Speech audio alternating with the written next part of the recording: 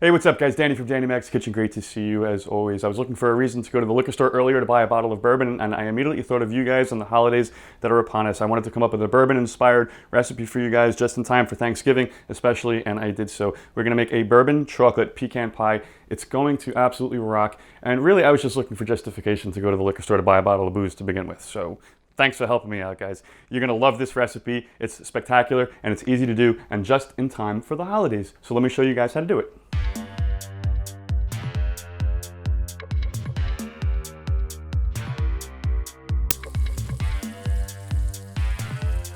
So first up, guys, what I like to do is I'm gonna take 3 cups of pecans. They're like pieces and halves, and like you can either purchase them whole or halve, but you know, get them in pieces, not whole. And we're gonna basically toast them with about 2 ounces of melted butter over medium heat for about 3 to 4 minutes, and it's really gonna bring out the natural oils of the nuts and make them much more flavorful. Okay guys, I got a large bowl. I put 3 eggs in there, and it kind of created like an unhappy looking face, and that's kind of sad because this is a really happy recipe. And I'm going to add to this 8 ounces of brown sugar, dark brown sugar, 2 ounces of molasses, 8 ounces of light corn syrup. I promised you guys some bourbon, and I could have swore that this bottle was full when I bought it, so I'm going to have to question Brian about that. I'm going to add about 2 ounces, which leaves plenty left over for me. Some vanilla extract, about a tablespoon, and just a pinch of salt. And we're gonna whisk this all together. To this, we're gonna add our toasted pecans. These are gonna go great now that they're toasted. You gotta smell my apartment. All I smell is pecans, it's amazing, love it. And I'm gonna add a half a cup of chocolate chips, and we're gonna stir this mixture. Oop, I'm getting chocolate chips everywhere. We're gonna stir this all up, get it nice and combined. Set this mixture aside, and let's make some fresh pie dough. Very simple. A lot of people think it's difficult, but it's not. I have 1 cup of all-purpose flour. I'm gonna add 1 teaspoon of baking powder, and I also like to add some cocoa powder, which really isn't conventional, but it's something that I like to do. I think it gives it a lot of flavor. So we'll give that a quick stir. And I have 6 tablespoons of unsalted butter. It is ice cold, very important that this be the case. And I'm just gonna start dotting the butter around. And just using 2 forks, I'm gonna start just kind of like pressing the butter into the flour. Just try and break it up a little bit. This is the initial stage of what I wanna show you. I'm gonna be getting into it with my hands in a minute. So just start doing it like this, but it's really important that the butter be very, very cold. If it's warm in your house or apartment and you see that the butter's getting soft, throw it back in the fridge for about 5 minutes and then resume what you're doing. At this point, guys, I'm just gonna get down to it. I'm gonna use my hands and really start breaking this butter apart. I just want this mixture to be nice and flaky. It's not gonna be uniform, so don't expect it to be. But you know what? Clean those hands and get in there, break it up. It's getting nice and flaky. Okay guys, I have ice water, and it's really, really important that it be ice cold, hence the ice cubes floating on top. But you don't want the ice cubes in your dough, so be careful. I'm just gonna pour in a little bit at a time. Probably about an ounce or 2. And I'm gonna mix it up. And gradually, we're gonna get the consistency that we're looking for. It's safe to do it little by little. If you do it all at once, you could be screwed, and then you have to add more flour, and it becomes a mess, and you don't want to have to deal with that nonsense. So I choose to do it like this, and I'm going to add a little bit more. You can see it's getting really crumbly. It's starting to come together, which is what we're looking for. So I'm just going to put a little bit more in. Not too much.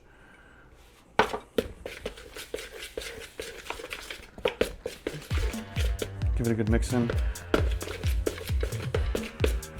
Now I want to see if it's going to come together the way that I want. So, you know what? It's still kind of sticking to my hands, which is not what you want.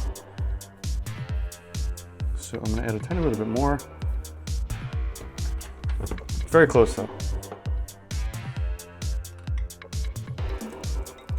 You should probably be right about it. Yeah, it's pulling away from the sides of the bowl. It's not leaving anything. This is gonna be perfect.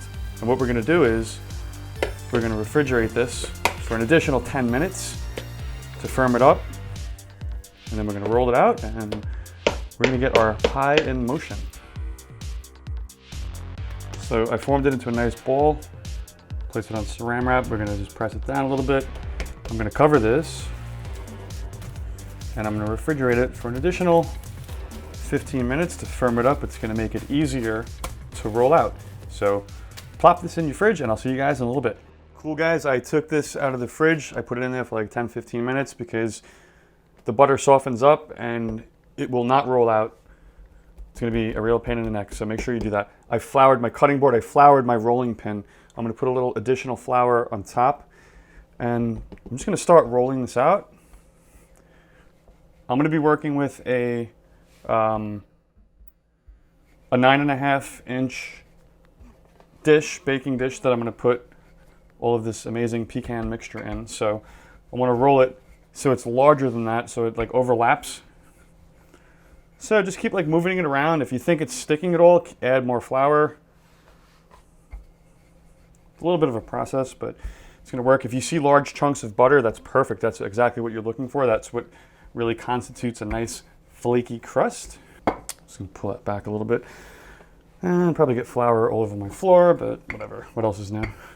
All right guys, I know it doesn't look totally uniform, but I'm gonna put a little more flour on my pen and we're gonna put this on top of our baking pan. So what I want you to do is from the bottom, take your rolling pin, throw in a little more flour, and just kind of like roll this up. Okay? And just hold that on top, just like that. We're gonna take our baking dish and we're gonna start rolling it backwards.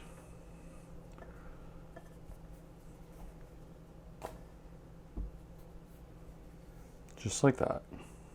So it covers the entire thing. Now you don't want to push this down. Okay, you want to kind of let it settle in, just like that. Nice and easy. Because if you push it down, it's going to break. And you know, you worked really hard for this. So push that in. Have it form the pan. Perfect. So a lot of people cut this off.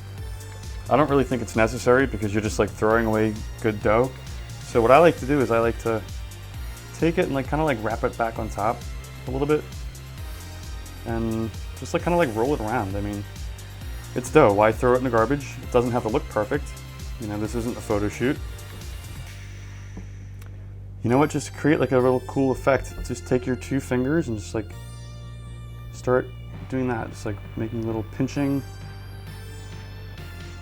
I guess, I don't know what to call it. Just, you're pinching the dough just to create like a cool design around the edge.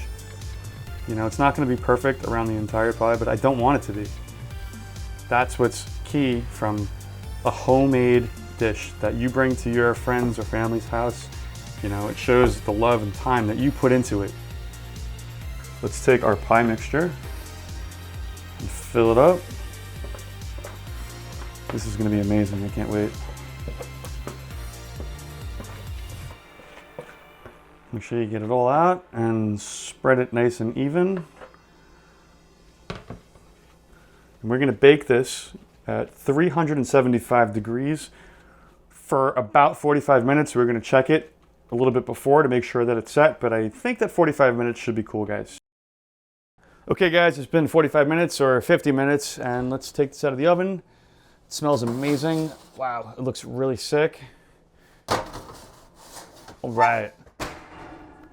Now, before you serve this, of course, you're gonna have to let it sit for at least, oh, if I can take it off the pan, you're gonna have to let it sit for at least 35-40 minutes.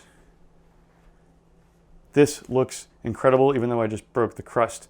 Guys, I hope you enjoyed this presentation. It looks amazing. This is perfect for Thanksgiving, and you absolutely need to make this. Enjoy, guys. So guys, today's bourbon excursion absolutely paid off because I got to have a rockin' cocktail, well, cocktails, and I actually got to make this awesome recipe for you guys to enjoy. Like I said, when I first had this, when I was a child at the ski lodge, when I was like 9 years old, it was the best thing ever, and I've been sold since. If you've never had this dessert before, I hope you share in the same experience. Definitely make this for the holidays because it is a winner. Your friends and family are gonna love it. If you enjoyed today's presentation, please give us a thumbs up, give us a like, and share this with your friends and family on social media. And if you ever have any questions about today's episode, prior episodes, or anything in general, please leave a comment below and I'll absolutely get back to you. Also, if you haven't subscribed already, please subscribe now for more great weekly video recipes because I'm sure your friends and family are going to enjoy them just as much as you do. Wishing you guys a happy Thanksgiving. Danny from Danny Mac's Kitchen. Great seeing you.